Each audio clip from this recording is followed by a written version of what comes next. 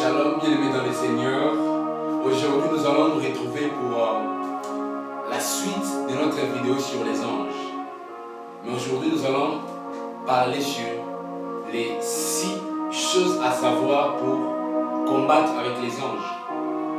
Si vous nous avez suivis dans notre vidéo précédente, je suis sûr et certain que vous avez reçu la nourriture qu'il faut. J'ai eu à expliquer le combat spirituel avec les anges. J'ai décortiqué quelques éléments qui aujourd'hui vont nous permettre d'étayer encore cette thématique sur les anges dans le combat spirituel. Vu que nous parlons des anges dans le combat spirituel, nous devions savoir que combattre avec les anges exige une certaine connaissance des principes spirituels. Puisque nous l'avons dit, les anges sont des esprits. Le mot grec utilisé, c'est le mot pneuma, qui veut dire vent, qui veut dire souffle. C'est que pour arriver à savoir la destination du vent, ou là où le vent part, il faut toujours être le vent.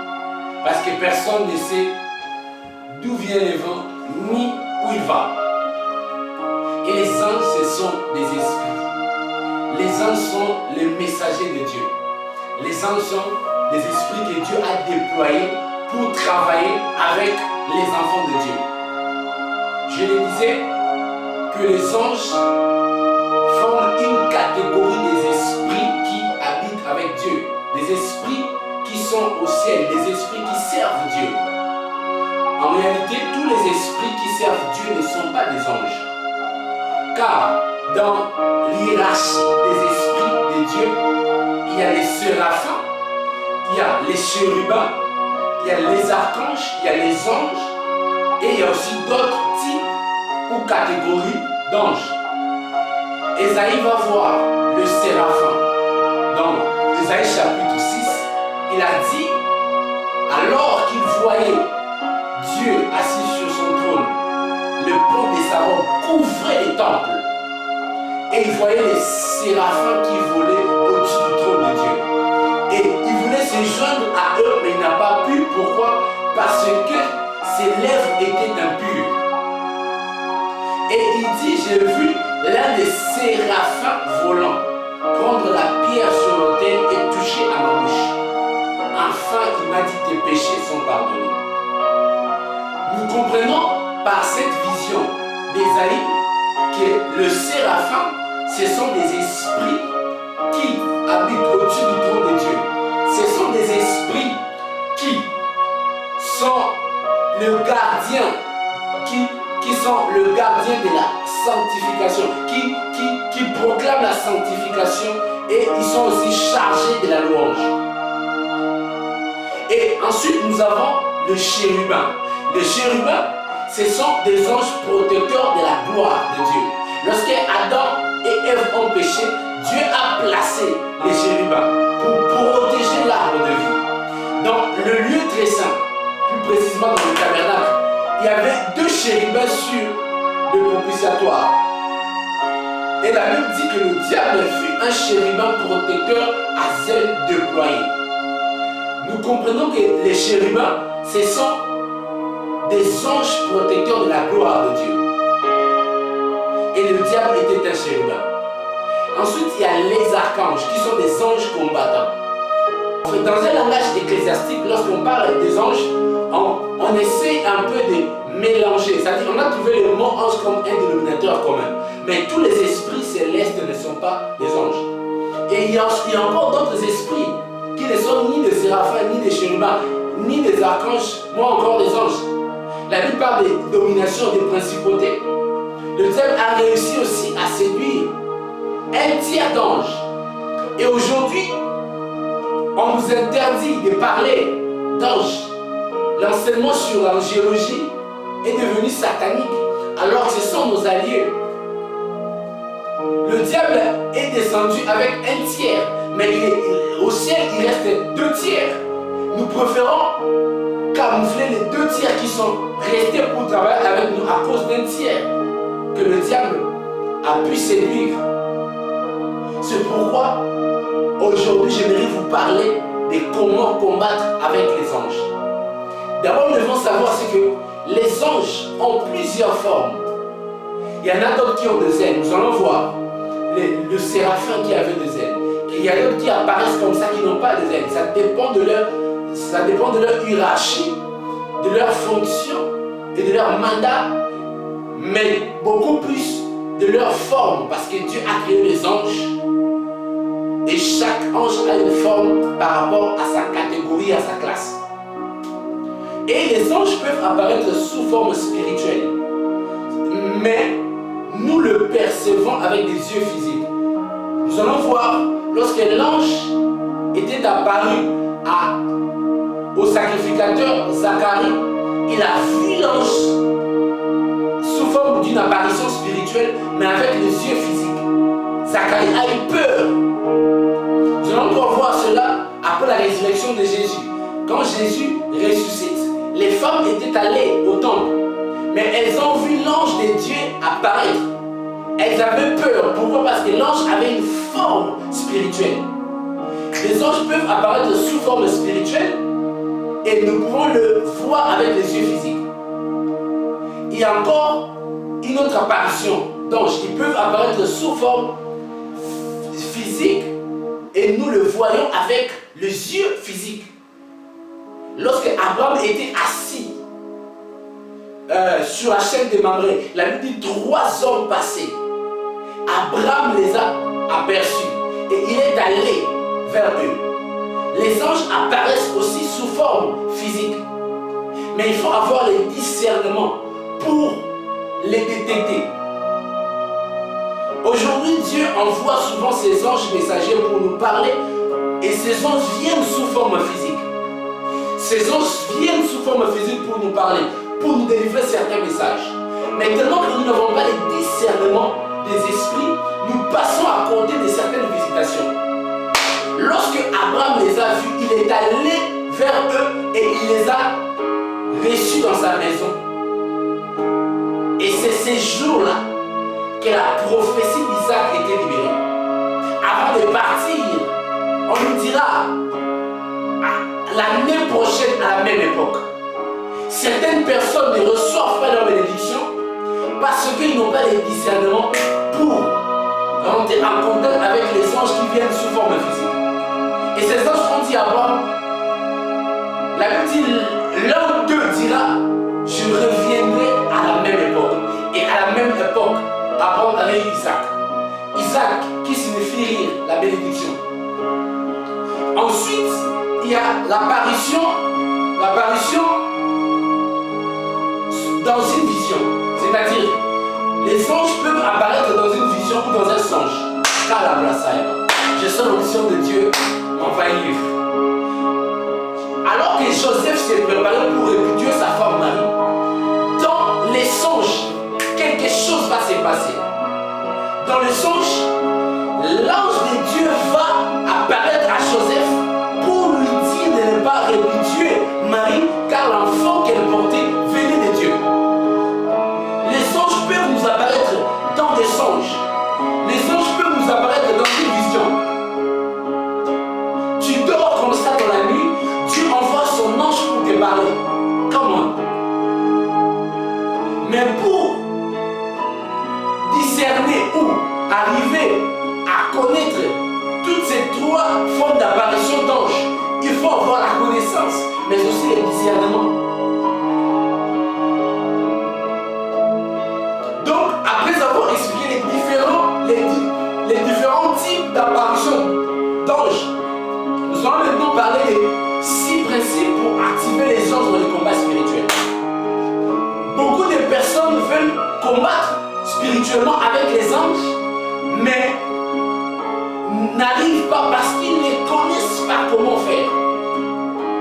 Dans Hébreux chapitre 1er, le verset 14, la Bible dit, les anges sont des esprits que le Seigneur a envoyés pour exercer un ministère en faveur de ceux qui doivent hériter du salut. Les anges, les archanges, les séraphins,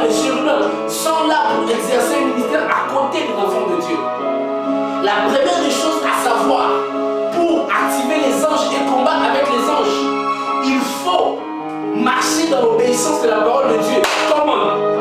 Dans Matthieu chapitre 4, le diable est venu tenter Jésus. Jésus-Christ a résisté. Il n'a pas cédé. Il a vaincu la tentation. Après avoir vaincu la tentation, la Bible dit les anges sont venus le servir. Je me le dis à quelqu'un qui me suit en ce moment, si tu ne marches pas dans l'obéissance de la parole de Dieu, si tu ne surmontes pas la tentation, les anges ne viendront pas opérer, combattre pour toi. Plusieurs personnes veulent opérer avec les anges. Plusieurs personnes veulent manifester la dimension du combat spirituel avec les anges. Mais ils n'arrivent pas. Pourquoi? Parce qu'ils ne marchent pas dans l'obéissance de la parole de Dieu. La Bible dit dans Psaume 34, verset 8, l'ange de l'Éternel campe tout autour de ceux qui les craignent et les arrache en danger.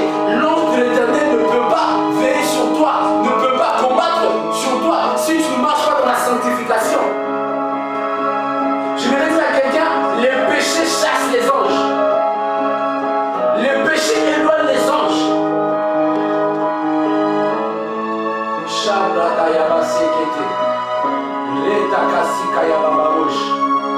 Et la deuxième des choses à savoir pour opérer avec les anges, c'est qu'on ne prie pas les anges.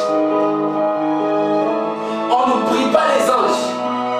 Beaucoup de personnes prient les anges. On ne prie pas les anges.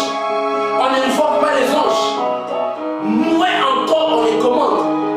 Tu peux vouloir opérer avec les anges en manifestant l'impureté spirituelle. Malheureusement, aujourd'hui, il y a des gens qui commandent les anges pendant le service. Ils disent, j'envoie un ange. Qui es-tu pour envoyer un ange? Il y a d'autres qui prient les anges. Je t'en supplie. Ange, je t'en supplie. Ange, je t'en supplie. Descends. Il y a d'autres qui prient les anges. On ne prie pas les anges.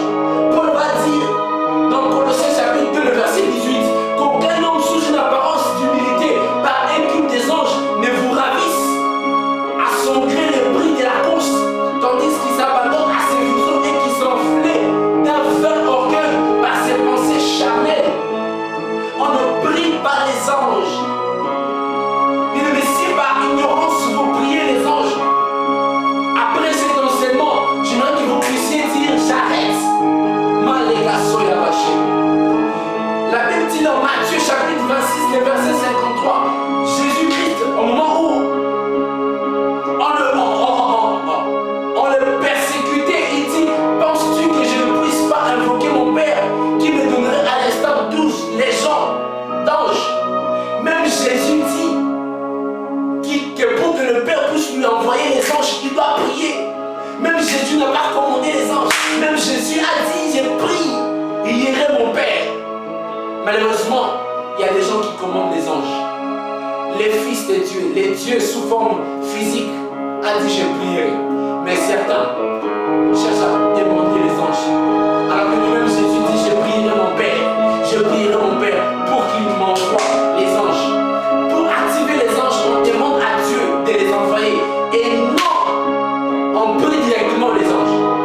Car c'est de la sorcellerie. Certains en priant les anges, ils ont demandé indirectement, les démons sans le savoir. Ils ont demandé indirectement les anges déchus sans le savoir. Certains, dans leur service, en priant les anges, ils ont opéré avec les démons sans le savoir. C'est pourquoi d'autres personnes tombent, se relèvent avec le péché. Et Jésus dit, je prierai mon Père pour qu'il m'envoie 12 légions d'anges. Waouh! Donc, dans la mission de Jésus, son Père avait rattaché 12 légions.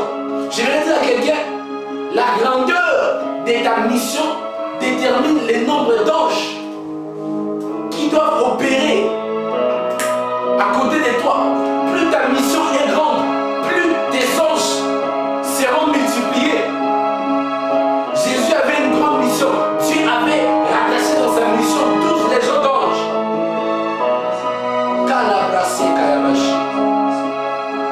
Les Kayabasita, on ne commande pas les anges. Deuxième principe. Et le troisième principe pour opérer avec les anges, c'est qu'il faut prier et jeûner. Vous ne pouvez pas chercher à combattre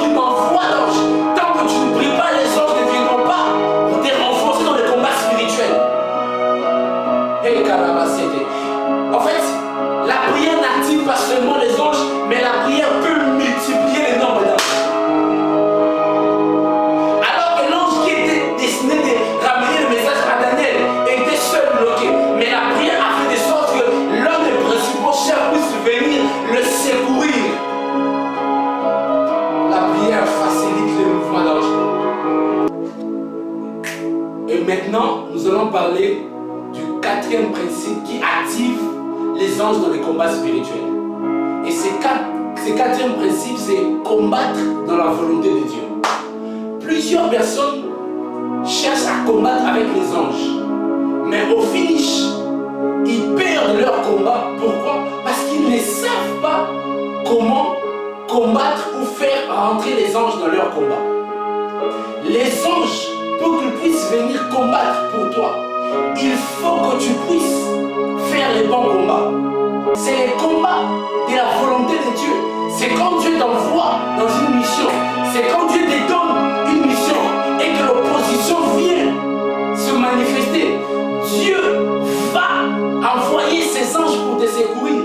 Dieu va envoyer ses anges pour combattre pour toi. Mais lorsque tu n'es pas dans la volonté de Dieu, il est impossible que Dieu puisse envoyer ses anges. Beaucoup de personnes sont comme des Jonas.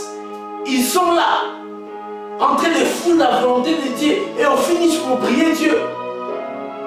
Jonas a fui la volonté de Dieu. Beaucoup sont là. Ils rentrent dans certains combats inutiles et après ils ont invoqué Dieu. Après ils vont demander à Dieu d'envoyer ses anges, d'envoyer les renforts. Dieu ne peut envoyer ses anges à une personne qui ne combat pas les bons combats. Pour que Dieu envoie ses anges, tu dois combattre les bons combats. Jésus-Christ était fier de dire en vérité, vous verrez désormais le ciel ouvert et les anges de Dieu monter et descendre sur le Fils de l'homme parce qu'il avait accepté de combattre. Dieu ne peut déchirer son ciel que si tu combats le bon combat, si tu acceptes sa volonté. Jésus a accepté de descendre sur terre, d'affronter la mort et de te donner la vie. C'est ainsi que Dieu était avec lui. C'est ainsi que les anges étaient avec lui. Même dans les tombeaux, les anges ont continué de les secourir. La Bible dit, le troisième jour, un ange est venu enrôler la pierre. Parce que les anges mandatés pour combattre en faveur de l'enfant de Dieu ne l'abandonnent pas tant que sa mission n'est pas finie. Beaucoup sont hors la volonté de Dieu, créent leur propre combat et demandent à Dieu de venir les secourir. Certains même sont contre la volonté de Dieu, Dieu les frappe et ils invoquent encore les anges. Comment toi tu combats contre Dieu, tu veux que Dieu puisse envoyer encore ses anges? C'est une utopie. Je vais dire à quelqu'un, Dieu déploie ses anges que lorsque nous combattons le bon combat. C'est pourquoi Paul était fier de dire j'ai combattu le bon combat de la foi et j'ai achevé ma course. Une couronne me réservait. Les anges étaient avec Paul. Nous avons vu la nuit avant les vents de l'Orchion dans la barque. Dieu a envoyé son ange pour dire à Paul, vous n'allez pas mourir. Et le matin, pendant que d'autres se précipitaient, Paul a pris la parole, a commencé à dire que nous n'allons pas mourir, car l'ange de Dieu m'est apparu. Je me dis à quelqu'un, il faut combattre dans la volonté de Dieu. Les apôtres ont accepté la mission de répandre l'évangile, ont accepté la mission de continuer l'œuvre de Jésus. Lorsqu'on les persécutait, Dieu était avec eux.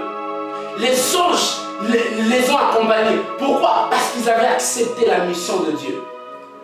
La quatrième des choses, tu dois accepter les combats de Dieu. Tu dois combattre dans la volonté de Dieu. Et nous allons parler maintenant du cinquième principe pour combattre la volonté de Dieu. Le cinquième principe pour combattre la volonté de Dieu, c'est que nous devons apprendre à faire certaines offrandes et aumônes. Il y a des offrandes et des aumônes qui déchirent le ciel. Je vais dire à quelqu'un, si tu n'es pas prêt à faire les offrandes et les aumônes, Dieu ne va pas déchirer son ciel sur ta vie. La Bible dit dans Luc chapitre 1, le verset 10, à l'heure de l'offrande, l'ange est apparu à Zacharie. L'ange est apparu à Zacharie au moment où il était en train d'offrir les sacrifices, de faire l'offrande. Certaines offrandes ou certaines aumônes déclenchent ou créent des mouvements d'ange.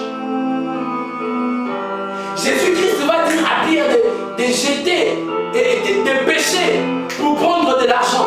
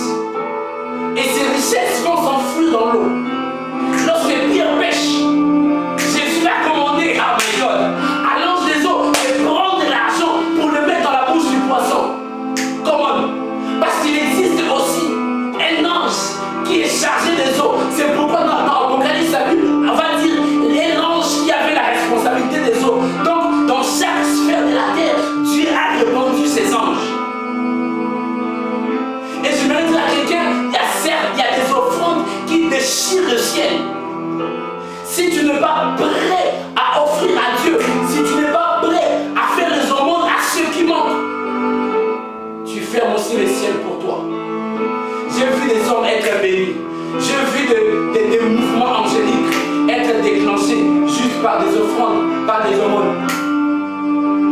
Cette offrande peut être une offrande que tu donnes à l'église, une offrande que tu donnes à un homme de Dieu. J'ai connu un homme de Dieu, un pasteur, qui était proche de se marier. Il ne restait que 100 $. Et il part offrir ces 100 $ à un apôtre. Et au moment où il rentrait, il voit un sac noir. Oh my God, les dieux des anges.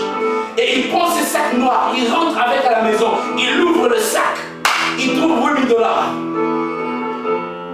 Qui avait déposé ce sac? Personne ne sait. Mais pourquoi seulement après qu'il puisse, ou après son offrande, cette action ou ce phénomène va se passer dans sa vie? Ce n'est pas un hasard. C'est un mouvement angélique. L'ange a déposé les sacs parce qu'il avait posé l'acte qui avait déclenché le mouvement des anges. Il y a des anges qui s'occupent de la richesse. Je vais dire à quelqu'un, il y a des anges qui s'occupent aussi des combats des enfants de Dieu. Mais certaines offrandes déclenchent le mouvement angélique. Jésus a dit, quand j'étais malade, quand je manquais à manger, à me vêtir, à boire, vous l'avez fait. Et il dit, nous allons lui répondre, comment nous l'avons fait. Ensuite, il nous dira, c'est lorsque vous l'avez fait à une personne plus proche de vous, c'est à moi que vous l'avez fait. Lorsque tu fais les aumônes, lorsque tu aides ton frère, tu les fais aussi pour Dieu. Et le monde peut déclencher les mouvements angéliques. C'est pourquoi dans Hébreux chapitre 13, le verset 12, la Bible dit, n'oublie pas de faire l'hospitalité, car en le faisant, plusieurs ont logé les anges. Si Abraham n'avait pas fait l'offrande, n'avait pas reçu, accueilli les 3 visiteurs, Isaac n'allait pas naître. Isaac était né, c'est parce qu'Abraham avait manifesté l'hospitalité à ces 3 visiteurs. Et sans les savoir, c'était Dieu et les anges. D'autres personnes bloquent leur bénédiction. Pourquoi? Parce qu'ils n'ont pas les discernements de recevoir les anges qui viennent sous forme physique. Les anges qui viennent sous forme physique peuvent rentrer par les besoins de ton frère. Ton frère qui est à côté de toi peut manquer quelque chose. L'ange attend que tu puisses lui donner la chose pour qu'il te visite. Si Abraham n'avait pas reçu ces 3 visiteurs, Isaac n'allait pas naître. Et Isaac signifie rire. Isaac c'est l'image de la bénédiction. Certaines bénédictions ou certaines victoires arrivent que lorsque nous faisons les aumônes. Je vais dire à quelqu'un de travailler sur l'hospitalité. Si l'homme n'avait pas reçu les 2 anges, il allait mourir. C'est parce qu'il avait les discernements pour recevoir ces anges. Beaucoup de chrétiens ont perdu le discernement. Ils passent les anges comme ça parce qu'ils s'intéressent ou ils se concentrent à l'apparence physique. Oui, certaines personnes qui mentent dans la rue, d'autres sont des escrocs, d'autres peuvent être des sorciers, mais il y a certaines qui sont des anges. C'est pourquoi il faut avoir des discernements pour savoir qui aider. Oh, Malabrasa Kayabashi.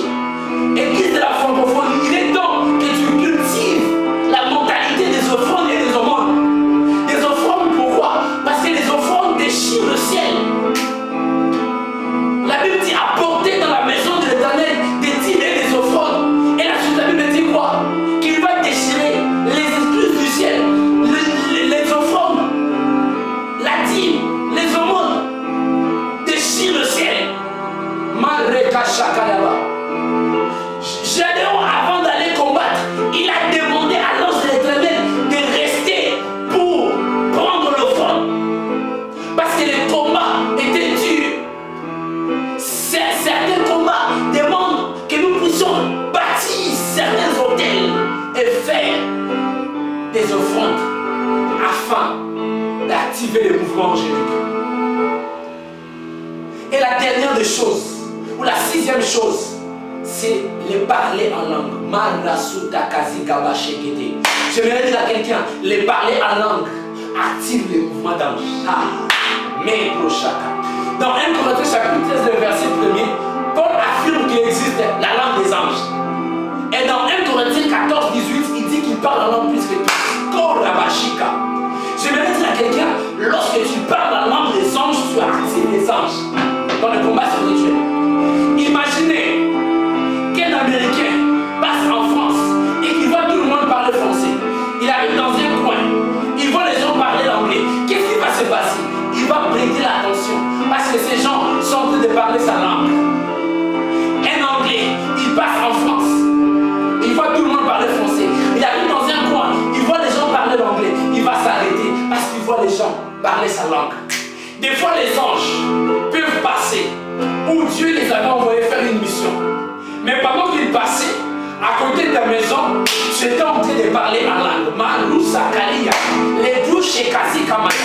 Or, lorsque tu parles en langue, tu ne pries plus avec ton intelligence. Lorsque tu parles en langue, tu ne pries plus avec ton intelligence.